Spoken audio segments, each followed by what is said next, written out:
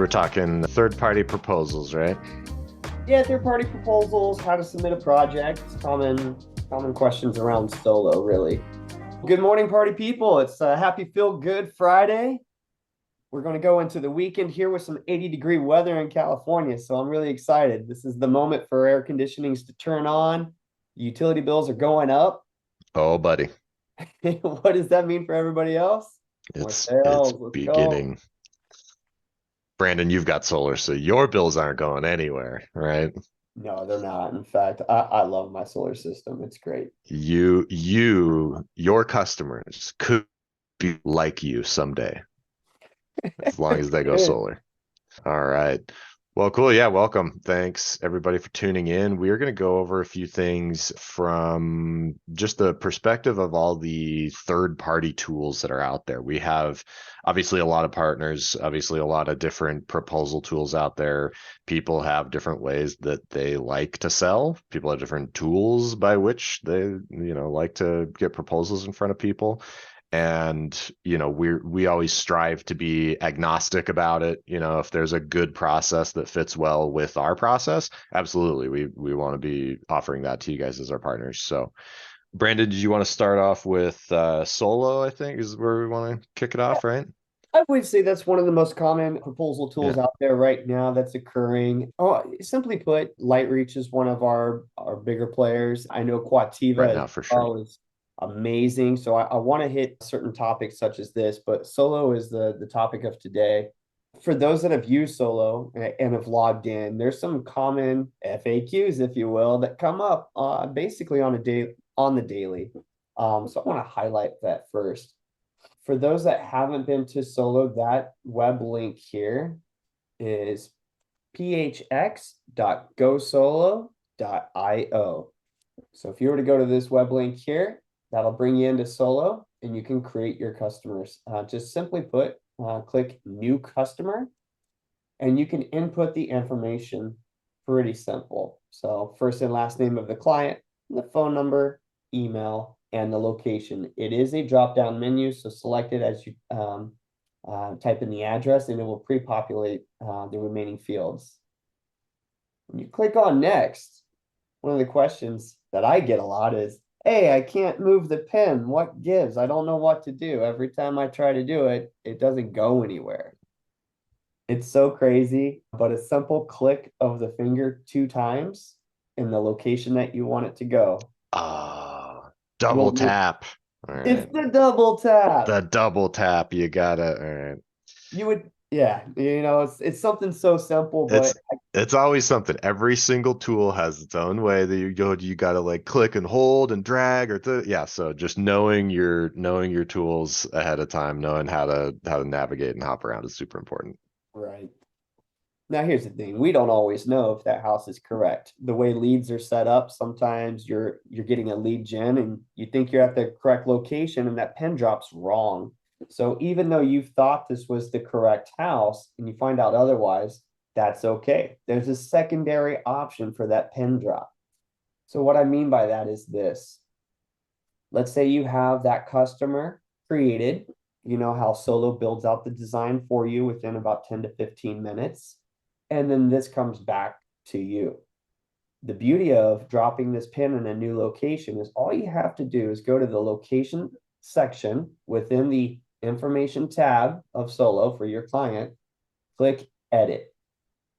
Now, if the pin drop is slightly off center, maybe they have a huge property, such as this one. All you have to do is, again, double click from the edit mode of the location. And this will definitely help move that pin drop so you don't have to chat into Solo and request a revision.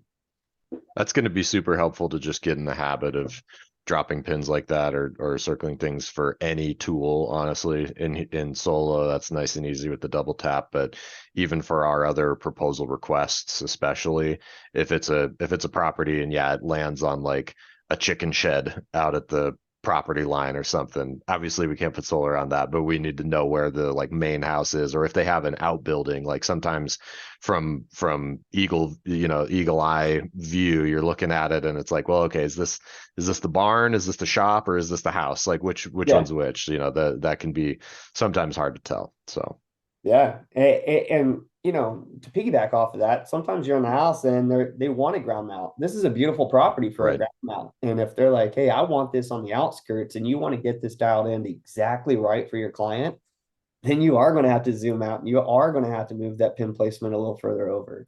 So yeah, this should help everybody out just knowing that.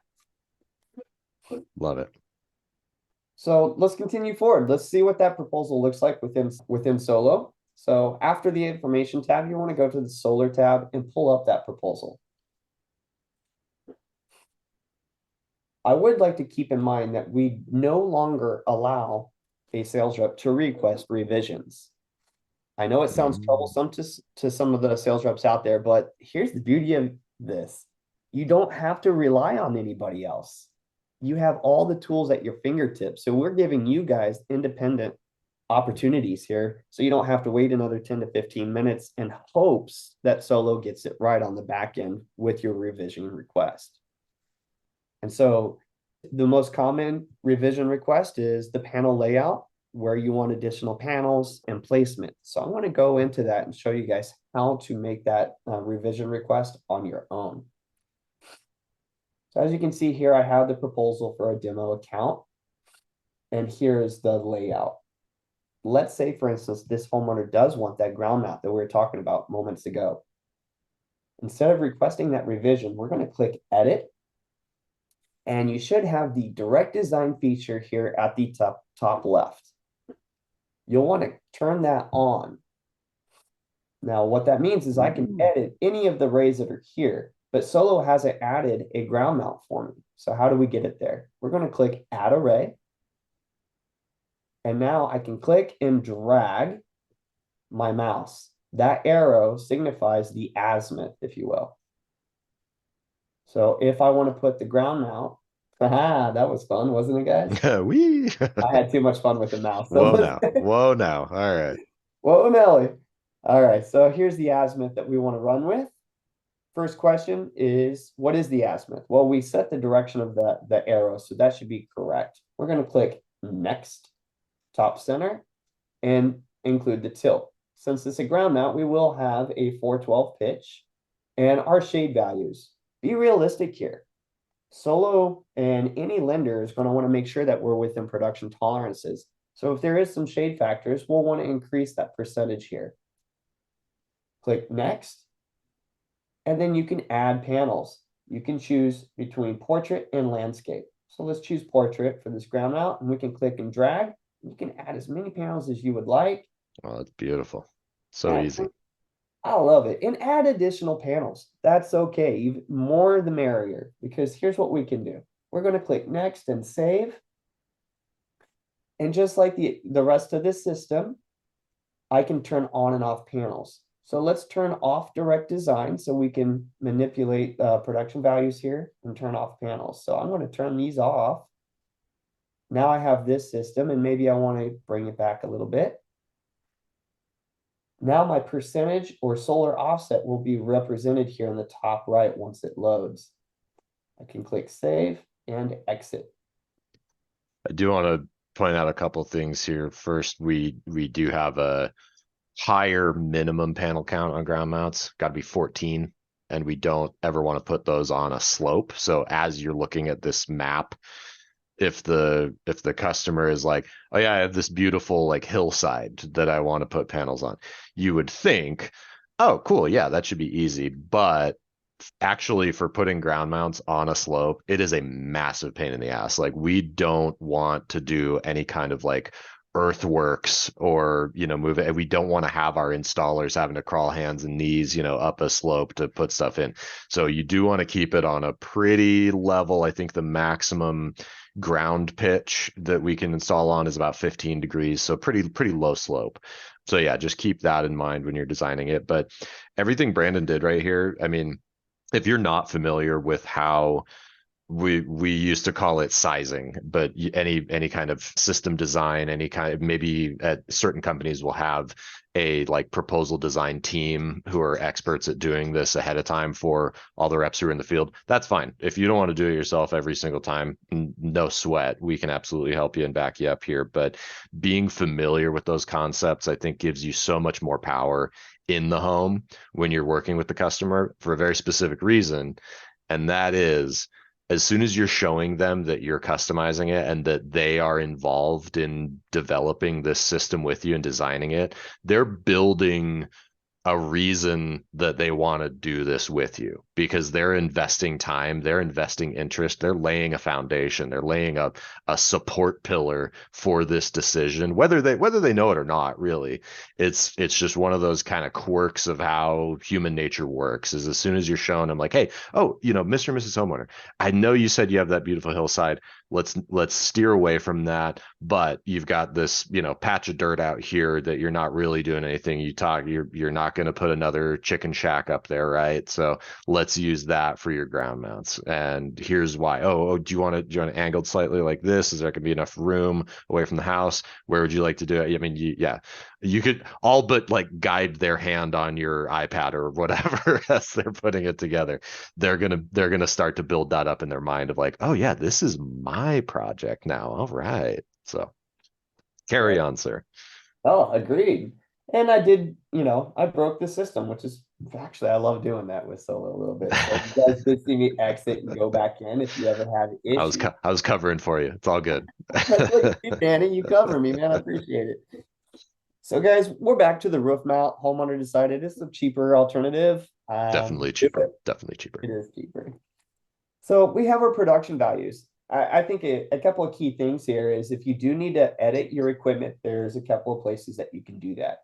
Me personally, I like to live in the 3 horizontal lines at the top right, and you can go to your equipment section and you can choose whether you want the 405 series, which is black on black Q cell, or for 3 cents additional, you can go to the 425s. So take control of your proposal. Make sure that the adders that you want implemented are here. Equipment is where you'd want to live for most of this. Also, if you're including batteries, the drop-down menu is also here. Enphase is one of the better sections to go to, or batteries to choose from. We are offering the 5P and they are stackable. So with that being said, I've changed the equipment to match what the homeowner expectations are. We can see the production value analysis, solar offset, upcoming utility bills, and then down here, we do have our finance partners. You can choose anything between, purchase to a PPA. I do want to show some common occurrences with LightReach to make your experience better.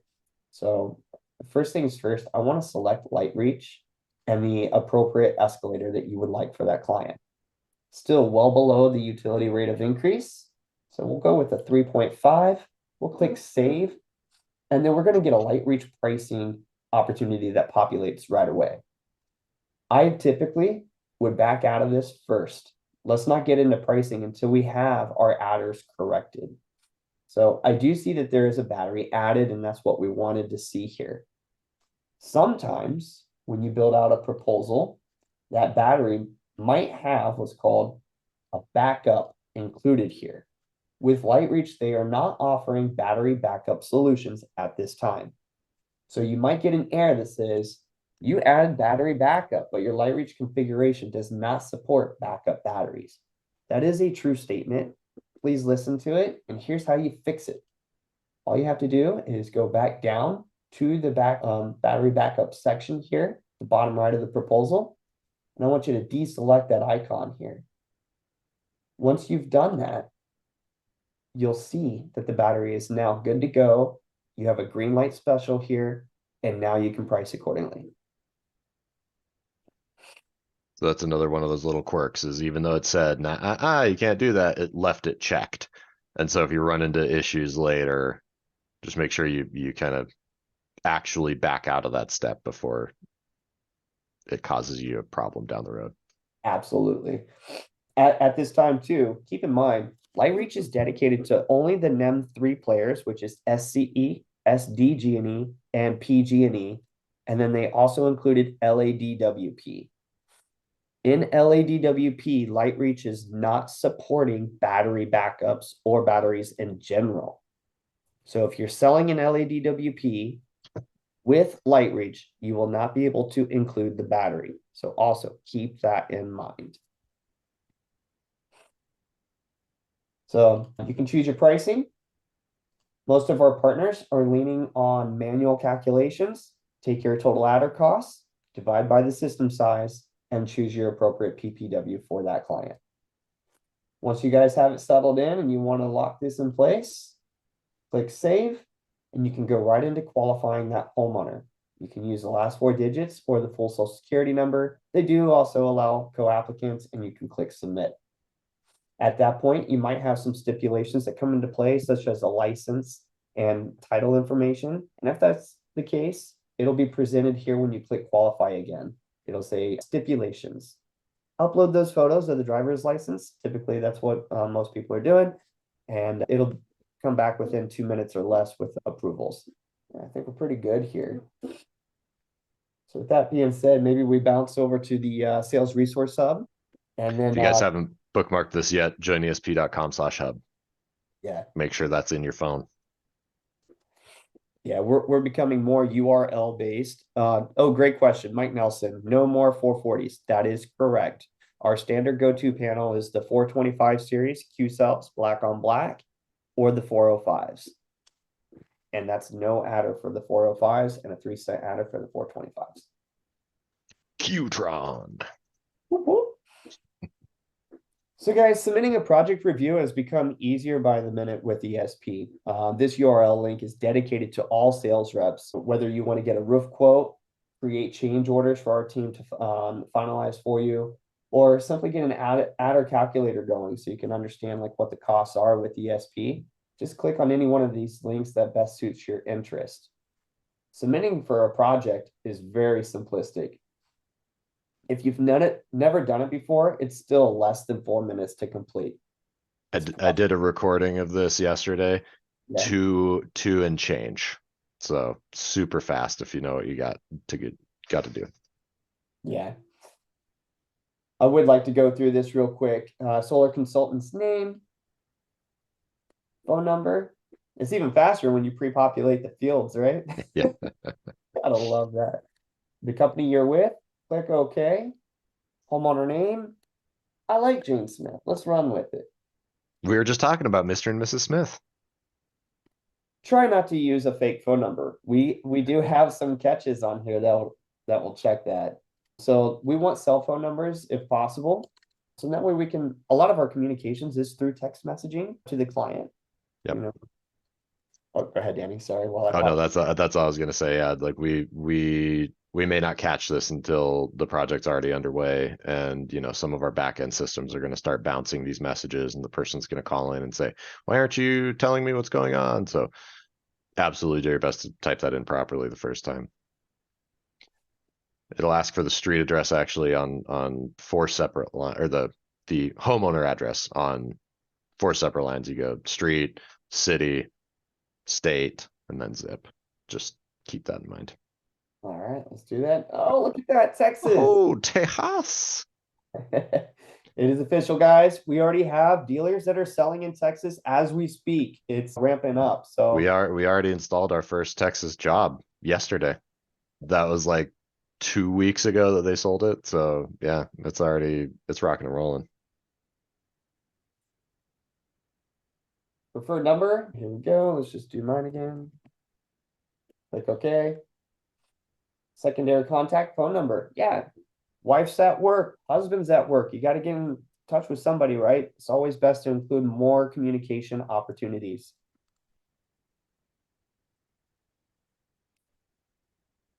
Let's see, 2 5. Let's try to put in.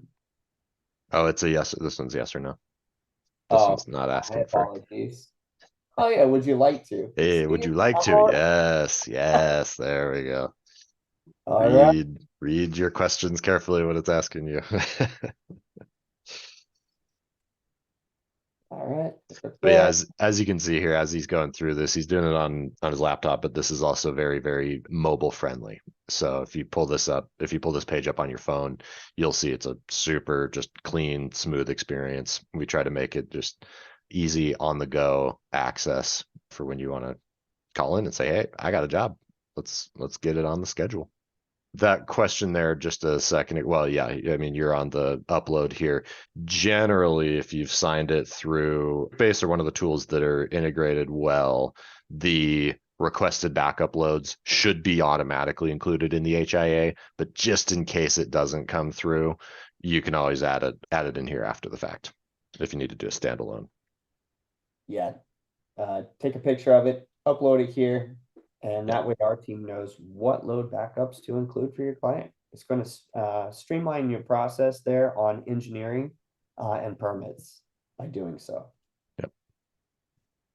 And will someone 18 years of age be home for the site survey? This is very important. We're going to capture photos inside the attic of the house. That way, if they do have open beam ceilings or there's any rafter concerns, our team are already ahead of it and we've measured it out. This decreases the risk of a leak and ensures a secure installation for the client for the best experience. Yes, the dogs will be put away, and please upload a utility bill. If you have that utility on hand, let's do that here and now. That way our team has it. We can start applying for net metering right away. It'll help enhance the process for PTO. All right, submit project review. You click that, that goes to our team, and we'll immediately begin the chat log with ESP. So our team will then begin scheduling the site survey for morning or afternoon time on the day that you request. Yeah, make sure you do chat in here. Once you hit submit, it's going to create a lead in the system, but you do need to confirm that somebody actually is talking to you right here. So yeah, if it's outside of business hours, chat back in or call in and we'll just track down that lead that you submitted. Queue position 1.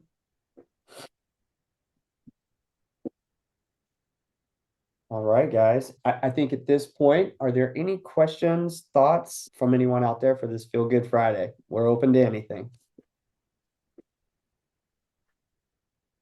Any other questions about, yeah, updates, changes, stuff going on in the industry? We had a great time at SolarCon. I don't know if anybody else was out that way, but yeah, we'll have some cool recordings coming out of that pretty soon here, talking about kind of state of the industry. Yeah, how to just make sure this is a sustainable career for everybody involved. Did we have anything else on our list to go over here, Mr. B? Oh, do we want to talk about Quativa and Brightstar a little bit? They were at the show. They had a pretty cool booth. That's one other thing you can request access on the Rep Hub if you pop that page back open, actually. The team at Quativa is amped up, ready to go. Yeah, all the way down there at the bottom, free access to Quativa.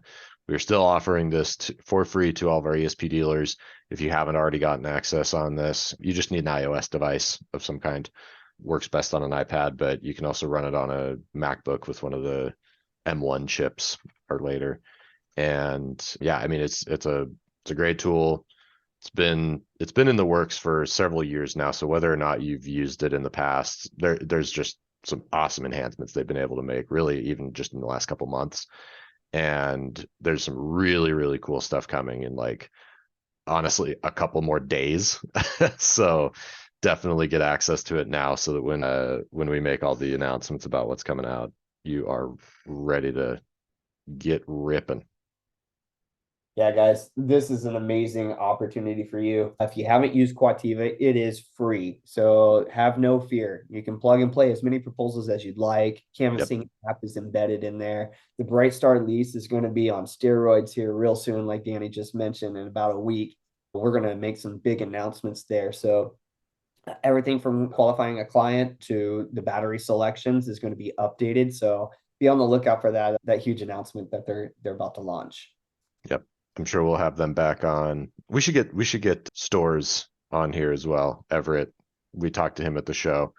And yeah, he's just super knowledgeable about the Stores battery and helping make sure that you know how to talk through enough of the technical stuff that you can be dangerous in the home, right? We're not expecting you to be engineers of like, oh yes, the temperature coefficient of these batteries is most yes, the power draw and all that. No, don't worry about that. But be able to know how the equipment stacks up against other popular players that are out there in the system. Rhymes with Schmessla. Sorry, excuse me. Yeah, but no, there's some good stuff. Yeah, like I said, coming. So Well, it looks like the Q&A, we gave some opportunities there. Thanks all for joining. yeah, thanks everybody. We're going to post this recording, so stay You know tuned. it. We'll have a guest on, and it's going to be an amazing episode there. Okay. Yeah. Well, remember to check out the other webinar recordings that we have on the YouTube channel. We'll have this one up shortly. We've got some other new updated videos coming out very shortly. So yeah, just let us know if we can equip you with anything else. We are here for you. All right. Thanks, Happy Danny. Friday, everybody. Thanks, Brandon. See ya. Take care, guys.